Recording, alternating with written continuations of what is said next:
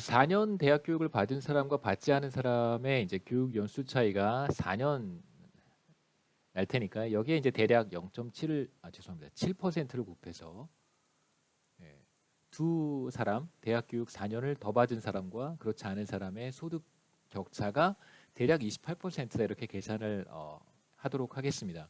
그래서 보통 이 정도 계산하는 것이 이제 적당하고요. 사람들의 소득과 1인당 GDP가 이제 비례한다고 하겠습니다.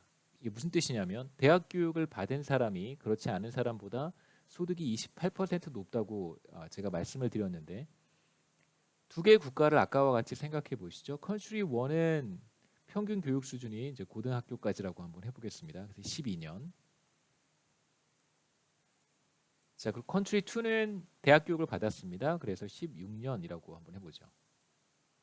자, 그러면 컨트리 1과 컨트리 2의 소득 격차는 교육 수준에 의한 소득 격차는 28%인데 여기가 만약에 1달러라고 하면 소득이 이쪽 국가는 컨트리 2는 1.28달러를 버는 거잖아요.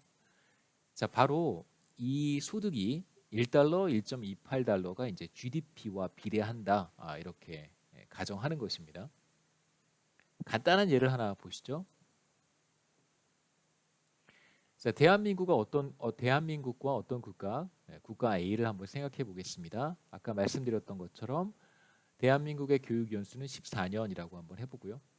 이 정도 됩니다. 대한민국 교육 연수가 보통 이제 전문 대학교 2년 정도의 이제 교육 수준이고요. 평균적으로 지금 조금씩 또 높아지고 있죠.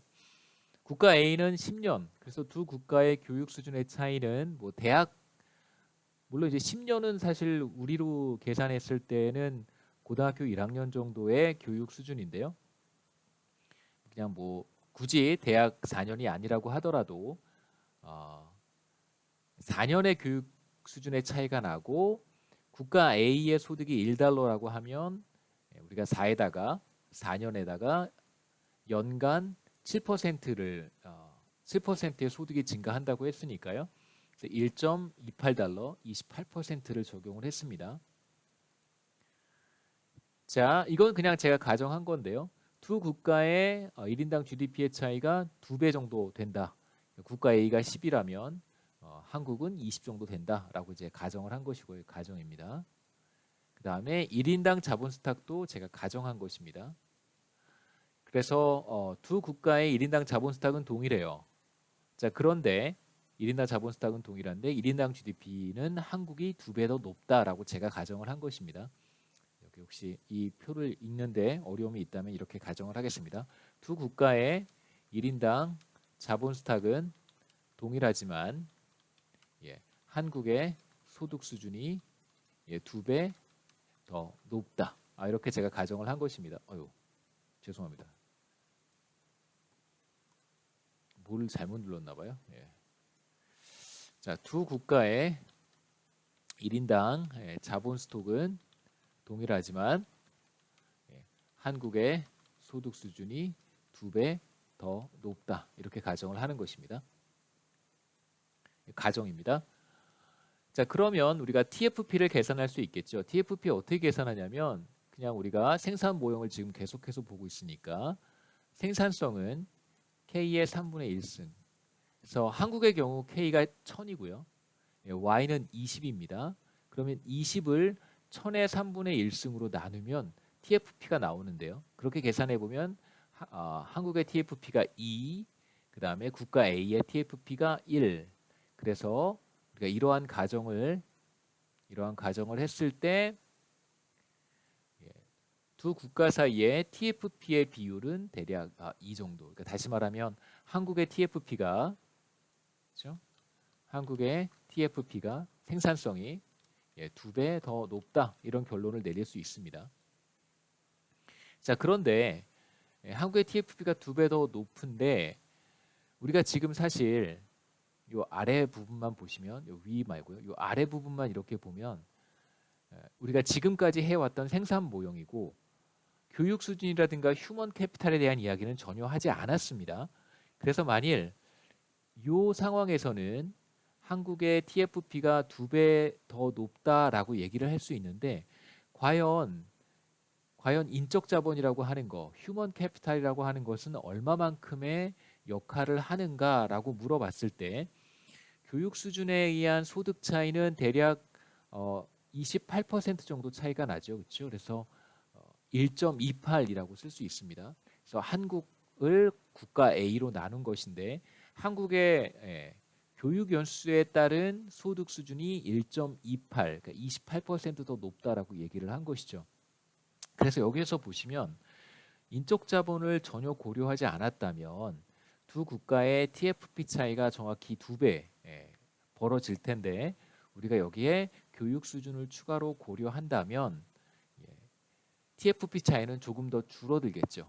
1.28 정도가 교육 수준에 의해서 설명이 될 테니까 그래서 TFP는 요거보다 두 국가의 TFP는 휴먼 캐피탈을 고려했을 때 2배까지는 벌어지지 않을 것이다 라고 우리가 얘기할 수 있습니다만 자 그렇다고 하더라도 여기서 여러분 보셔야 되는 것은 교육 수준을 우리가 고려한다고 하더라도 실제 교육 수준을 고려하지 않았을 때 나타나는 TFP의 차이를 많이 설명하지는 못합니다. 그러니까 1.28, 28% 설명하는 거니까요. 그래도 여전히 한 70% 이상 상당한 비중이 그 생산성 차이에서 나타난다라고 우리가 그렇게 얘기할 수 있겠죠. 그 다음에 두 번째는 기술의 차이인데요. 기술의 차이는 우리가 여기서 이제 깊게 보지는 않겠습니다. 다음 장에 솔로몬 모형을 보고 그 다음에 이제 아이디어 모형이라는 것을 볼 텐데 거기에서 기술에 대한 이야기를 좀 하게 돼요. 그래서 여기에서는 그냥 간단하게만 보고 넘어가겠습니다. 국가 간의 생산성 차이는 기술 수준의 차이에서도 이제 비롯되는 것이고요. 보통 이렇게 표현을 합니다. 생산성 우리가 TFP라고 쓰면요. TFP 차이에 일부는 테크놀로지고요. 그 다음에 나머지 일부는 efficiency라고 우리가 보통 불러요. 효율성. 그래서 한 국가의 생산성을 결정하는 것은 첫 번째 기술, 그 다음에 두 번째 효율성입니다. 그래서 효율성이라고 하는 것을 여러 가지로 측정할 수 있는데 효율성에는 크게 여러분 제도를 생각해 볼 수 있고요. 바로 이어서 나오는 그 다음에 미스얼로케이션, 자원 배분의 비효율성, 자원 배분에 대한 것들도 여기에 다 포함이 됩니다. 그러면 앞에서 봤던 인적 자본은 어디에 들어가는가? 인적 자본은 사실 Y는 A의 K의 3분의 1승이라고 하는 생산 모형에서 이제 K에 들어가는 것이다. 이렇게 볼 수 있고요. 아니면 A에서 따로 떼어낼 수도 있습니다. 그래서 인적 자본은 여기에 일부 들어가 있고 여기에 일부 들어가 있다. 이렇게 볼 수 있고요.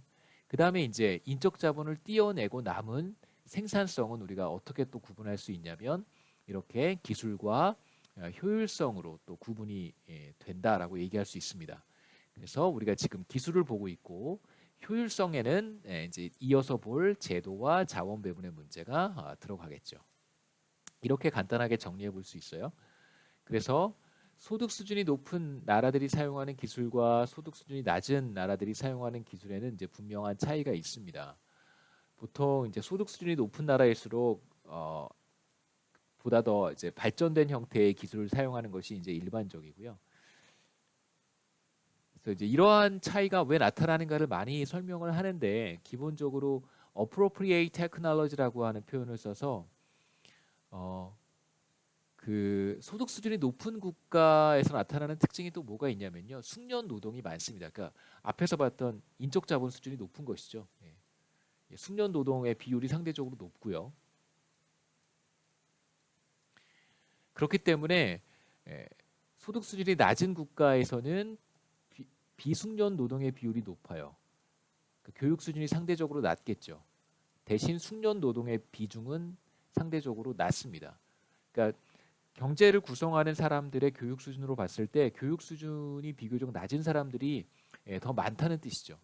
소득 수준이 낮은 국가들일수록 반대로 소득 수준이 높은 국가들일수록 스킬드 레이버가 훨씬 더 많고 언스킬드 레이버는 상대적으로 좀 적습니다. 자, 그렇다면 스킬드 레이버가 많다면 스킬드 레이버가 훨씬 더 어려운 기술을 사용할 수 있을 가능성이 높겠죠. 그래서 이쪽에서 사용하는 기술들과 이쪽에서 사용하는 기술들의 차이가